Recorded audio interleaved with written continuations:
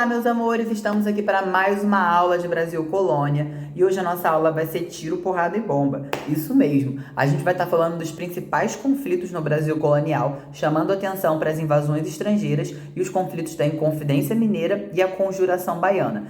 Na aula de hoje, eu quero chamar a atenção de vocês que a gente vai observar, como que as dinâmicas e conflitos políticos ocorridos lá na Europa vão trazer impactos, e grandes conflitos também aqui para o Brasil, aqui para o continente americano, visto que as nações que estavam brigando, que estavam tretando lá no continente europeu, eram também nações que estavam envolvidas no processo colonial, fosse de maneira ativa, querendo também conquistar um território, ou fosse incentivando ou participando da colonização que estava sendo chefiada por algum outro país. Outra coisa que eu vou querer chamar a atenção para vocês também é como essas nações que estavam em disputa se fizeram valer, ou seja, se aproveitaram das disputas locais já existentes, isto é, as disputas entre povos indígenas da região. Lembra que eu falei com vocês lá nos nossos primeiros vídeos que os povos indígenas tinham dinâmicas diferentes da maneira de se relacionar? Tinham povos em guerra, povos aliados, povos que escravizavam uns aos outros. Pois bem, os portugueses, franceses e holandeses vão se aproveitar dessas condições, noções e situações dos povos indígenas para conseguir aliados ou jurar inimigos nesse processo de colonização. Bom, vamos entender aqui o caso da França Antártica. O que foi a França Antártica? Foi a tentativa da França de construir uma colônia francesa aqui no Rio de Janeiro. Isto é, eles iam tomar a região do Rio de Janeiro, que estava sendo dominada pelos portugueses, e estabelecer aqui uma colonização francesa. Como isso se tornou possível? Através de dois fatores.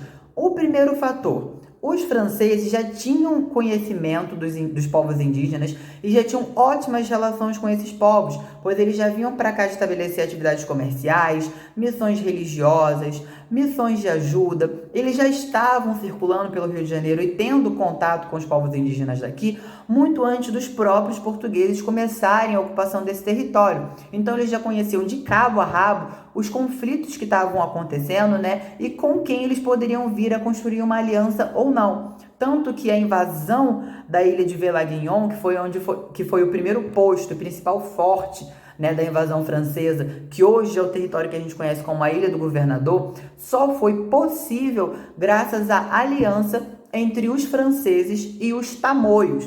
Agora vamos entender, galera, por que os tamoios se aliaram aos franceses? Se vocês observarem aqui na nossa lâmina 2, a página 2 do PDF de vocês, tem lá embaixo uma coisinha chamada Confederação dos Tamoios, de 1554 a 1567. Se vocês observarem, a invasão da França Antártica começa em 1555. Então, os franceses chegam para tretar com os portugueses quando os tamoios já estavam tretando com os portugueses. Por que existia essa treta? Porque os portugueses se aliaram aos tememinós, que eram inimigos dos tamoios.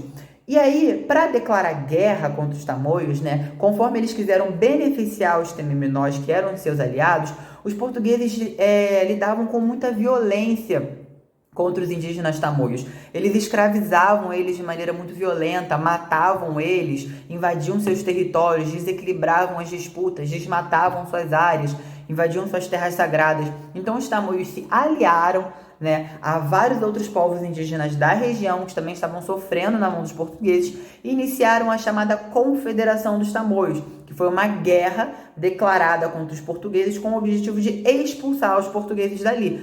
Os franceses chegaram justo nesse mesmo momento e, como eles também eram inimigos dos portugueses, acabaram se aliando.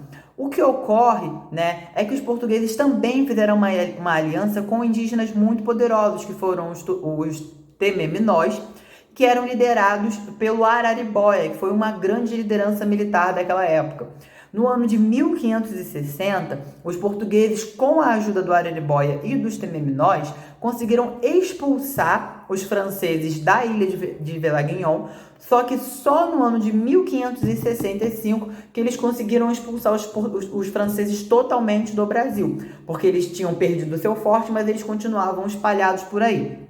Bom, como isso gerou desdobramentos para o local, né? A França foi expulsa daqui da região. No entanto, a Confederação dos Tamoios, ela foi reprimida de maneira muito violenta. Aqueles tamoios que tinham se aliado aos franceses vão sofrer agora mais violência ainda. Num primeiro momento, os portugueses vão oferecer um falso tratado de paz, né? Falando que eles não queriam mais tretar com os tamoios e queriam respeitar os tamoios. No primeiro momento que os tamoios abaixam a sua guarda, abaixam as suas armas, acreditando na palavra dos portugueses, os portugueses vão empreender um verdadeiro massacre, vão matar quase todos os tamoios e vão escravizar todos aqueles sobreviventes. O Araribóia e os Tememinós, que haviam sido aliados dos portugueses, foram recompensados, tiveram seu direito à terra reconhecido e foi doado a eles o território que hoje compreende a cidade de Niterói. Logo, a cidade de Niterói, que fica aqui no Rio de Janeiro, foi a primeira cidade indígena do Brasil e o grande fundador dela foi o conhecido Araribóia, que era um grande guerreiro indígena. É uma história muito interessante, mas que hoje não dá tempo da gente aprofundar. Se quiserem, me perguntem depois nas próximas aulas. Bom, galera, esse foi o primeiro grande conflito que foi resultado de uma inimizade europeia. Agora, a gente vai entender como se construiu o próximo conflito, passando para a nossa lâmina de número 3. Aqui, a gente vai entender o fato da União Ibérica. O que foi a União Ibérica? Foi a união entre a coroa da Espanha e de Portugal. Lembram que eram dois países diferentes, com reis diferentes? E os dois estavam colonizando as Américas, né? Lembram, galera, do Tratado de Madrid, onde uma parte de cá ficou para a Espanha e a parte de cá ficou para Portugal, né? E por isso que o Brasil ficou do lado de cá. Bom, ocorreu um problema lá em Portugal, que o rei Dom Miguel morreu. E ele deixou a coroa para o seu filho de 14 anos, o Dom Sebastião. Só que o Dom Sebastião, achando que era peito de ferro, né, meio tantando as ideias, decidiu ir para Marrocos lutar contra os muçulmanos. Morreu, desapareceu, ninguém mais teve notícia. E aí ficou aquela crise, né? Ele era criança, meu Deus, ele não tinha filho, para quem que vai a coroa, para quem que vai a coroa? Tem que ir para alguém da família, que tenha direito. Apareceram dois pretendentes. O primeiro foi um tio, que era um cardeal, né, o famoso cardeal Dom Henrique, só que ele já tinha quase 90 anos. E o segundo pretendente foi o Dom Felipe, que era primo do Dom Sebastião. No entanto, o Dom Felipe já era rei da Espanha. E aí ficou aquela briga de, gente, como que ele vai ser rei de Portugal se ele já é rei da Espanha? Muitas pessoas preferiram dar para o Dom Henrique. Só que como ele já era velhinho, ele bateu as botas e morreu. E acabou que o único pretendente que restou, o único herdeiro que restou, foi o Dom Felipe. Não teve jeito. Ele teve que acumular as duas coroas. Uma vez que ele era rei dos dois países que eram da Península Ibérica, que é a região onde é que fica Portugal e Espanha, ele acabou criando a união entre esses dois reinos. Logo, ele chamou essa união de União Ibérica. Agora, os territórios de Portugal e Espanha correspondiam a um só território, né? E a coroa também era a mesma. Isso teve dois impactos no Brasil. O primeiro imediato foi o fim do Tratado de Madrid. Uma vez que não tem mais rei espanhol, rei português, território espanhol, território português, agora não precisa mais dividir. Isso ocasionou a interiorização do Brasil, que agora não tinha mais aquela linha imaginária impedindo que as pessoas fossem para o interior com medo de ser território espanhol. Então agora as pessoas começaram a crescer o território brasileiro, começaram a expandir o território brasileiro em direção ao oeste. A segunda consequência no território brasileiro foi a relação com os holandeses. Lembram que eu falei do ciclo do açúcar, dos engenhos do açúcar na aula passada? Pois bem, quem financiou todo aquele maquinário, quem financiou as plantações de cana-de-açúcar, quem financiava o comércio de açúcar, quem estava ali no Nordeste também plantando açúcar para vender, eram os holandeses. Eles investiram muito dinheiro e participaram da colonização do Brasil de maneira indireta. Só que os holandeses eram inimigos mortais dos espanhóis. E agora o rei de Portugal, logo o senhor do Brasil, né, ele era inimigo dos holandeses. E ele decidiu ignorar o fato de que as fazendas daqui tinham sido compradas com dinheiro holandês e decidiu expulsar os holandeses do território brasileiro e banir eles daqui sem devolver um centavo para eles. Bom, passando aqui para a nossa lâmina 4, a gente entende o que aconteceu, né? Houve a invasão holandesa no território brasileiro. Os holandeses vão ficar pés da vida com essa expulsão, ficam indignados que eles perderam dinheiro, não aceitam essa pouca vergonha e decidiram voltar e invadir o Nordeste. Por que o Nordeste? Porque o Nordeste era onde concentrava a produção de cana-de-açúcar e é onde estavam os principais engenhos que haviam sido construídos pelos holandeses. Quando eles invadem o Nordeste, né, eles colonizam essa região, eles enviam Maurício de Nassau para ser o governador da colônia holandesa. O Maurício de Nassau, ele vai ser muito conhecido e muito querido nesse momento, porque ele vai investir bastante no desenvolvimento da colônia holandesa no Brasil. Ele vai liberar crédito, ou seja, ele vai liberar dinheiro para a população, para ela conseguir fazer comércio com mais facilidade. Ele vai promover a tolerância religiosa, ou seja, ele não vai impor a religião dele para ninguém. Ele vai deixar cada um seguir a sua religião livremente. Ele vai também promover a urbanização, então ele vai pavimentar as ruas, vai criar hospitais, vai criar escolas, vai criar comércio, vai investir pesadamente na urbanização, né? Vai melhorar a infraestrutura das cidades.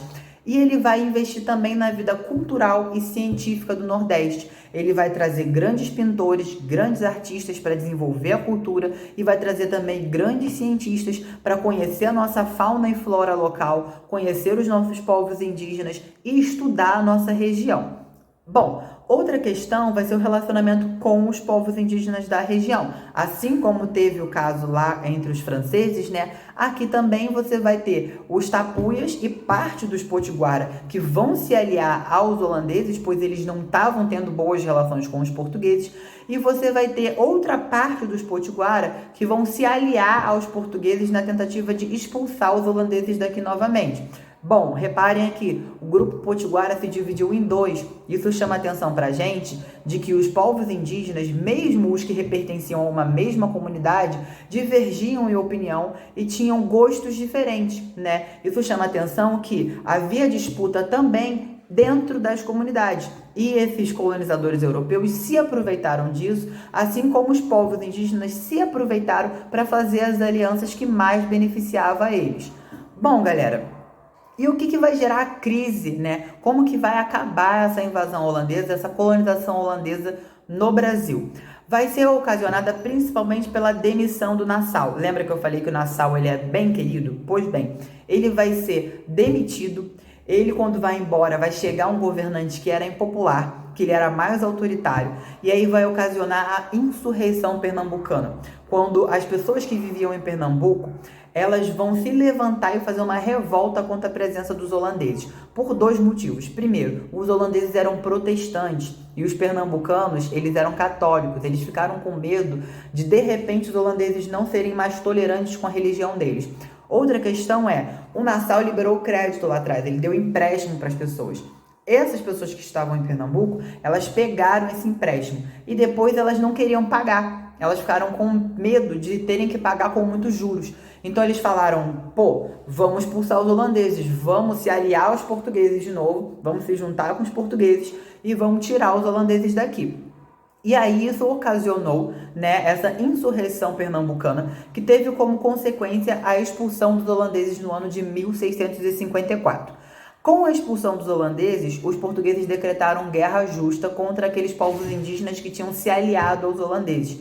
Através dessa guerra justa, né, se vocês lembrarem da nossa aula de cativeiro indígena, ela libera a escravidão e a morte dos povos indígenas. Logo, aqueles povos indígenas que haviam sido aliados vão ser duramente perseguidos e os sobreviventes vão ser escravizados. Outra grande consequência da expulsão dos holandeses do Brasil vai ser o declínio e o fim do ciclo do açúcar no Brasil. Por quê? Os holandeses, que não eram bobos nem nada, pegaram as mudas de açúcar e levaram para plantar na Ásia. Eles tinham outras colônias no mundo e aí eles plantaram esse açúcar nessas outras colônias e venderam muito mais barato que os portugueses. Isso fez com que o nosso engenho de açúcar quebrasse e o nosso ciclo de açúcar, né, a nossa atividade econômica, que era principal, acabou tendo o seu fim. E assim, gente, a gente entende o fim desse conflito, né, essa questão das invasões estrangeiras. Encerro a aula aqui. Na próxima eu vou estar falando para vocês sobre a Inconfidência Mineira e a Conjuração Baiana. Bom descanso para vocês, grande abraço. Qualquer dúvida que vocês tiverem, podem falar comigo e até a próxima.